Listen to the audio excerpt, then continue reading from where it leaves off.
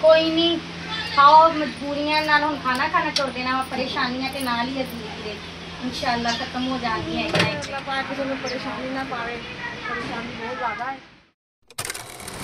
अस्सलाम वालेकुम प्यारे बहन भाई, क्या हाल चाल थोड़ा अपना खुश रखो बाल रखो। और जी मैं गई सी बच्चों ट्यूशन लैन और देखो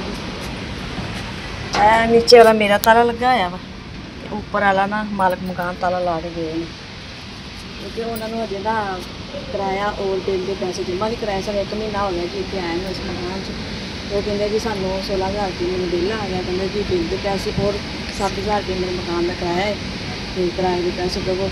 वो सब नाल दी भाई ने पूछा, मैं कहा भी यहाँ कोई आया से इतने, कहती मकान वाला आया से, कह रहे थे भाई मैं ताला मारता वा, उन्होंने कहा भाई पैसे जमा कराओ ताला खोल देंगे अपने। और जी जाने हम किसी के घर बहने बच्चे दोपहरे लैके मैं कितने जावा, देखो तो दोपहर हुई पई है, देखते किसी के घर बैठते हैं। दिन भी घर नहीं है, वो भी सुबह से गए ने काम का पता करन, उन्होंने को भी कोई रबता नंबर मेरा नहीं है। चलो घर बैठते देखो किमें दोपहर लगी है, कोई बंदा बुंदा नहीं है बंदा और बच्चे लैके किसी को पढ़ के दोपहर किसी घर जाएगा कोई परेशानी नहीं। बस अल्लाह पाक तुहानू परेशानी ना पावे, परेशानी बहुत ज़्यादा है। मैं क्या देखती उधर भैन बनी हुई घर घड़ी बैठते आओ मम्मी गर्मी के तुहानू पता है कि दोपहर का टाइम है और बच्चों लैके ट्यूशन हट गई आ, काफ़ी उन्होंने घर में खिलान जाना।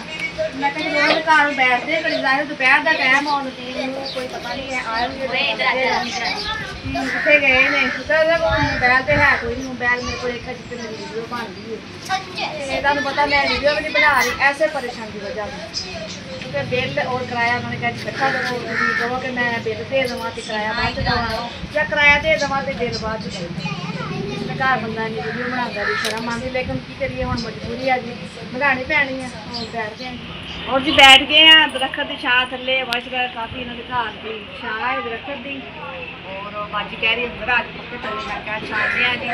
और तुहानू पता फिर बच्चों ना घर अज शोर पैंदा फिर वीडियो नहीं बनती, ये तुहानू दस्सिया ना भी मैं इस वास्ते परेशानी च वीडियो नहीं बनानी, क्योंकि मैनू 1 महीना हो गया जिस मकान च आई और 1 महीने का बिल और 1 महीने का किराया उन्हें कहा जी इकट्ठा दो फिर साढ़ा हुआ खुलेगा।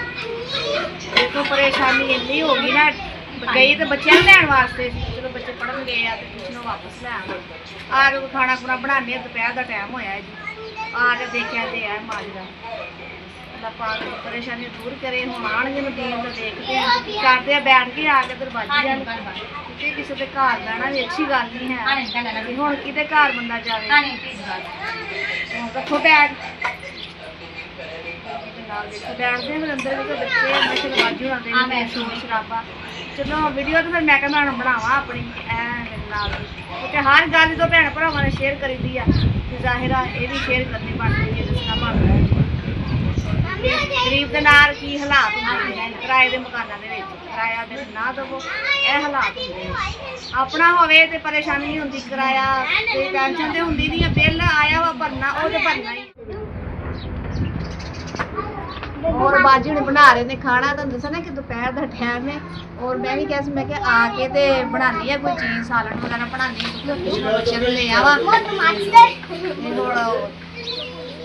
16,000 बिल और 7,000 किराया इकट्ठा लैना इकट्ठा 10 ये लैना भी तुम बिल दे दो तो किराया बाद दवो या किराया दे दो बिल नहीं मैं इकट्ठे पैसे चाहिए महीना आगा तुम आया भाई तुहाडा बूहा खुल जाएगा, वो भी नाल जी बाजी में कह के लिया भाई उन्होंने अपना इंतजाम कम चाबी मिल जाएगी।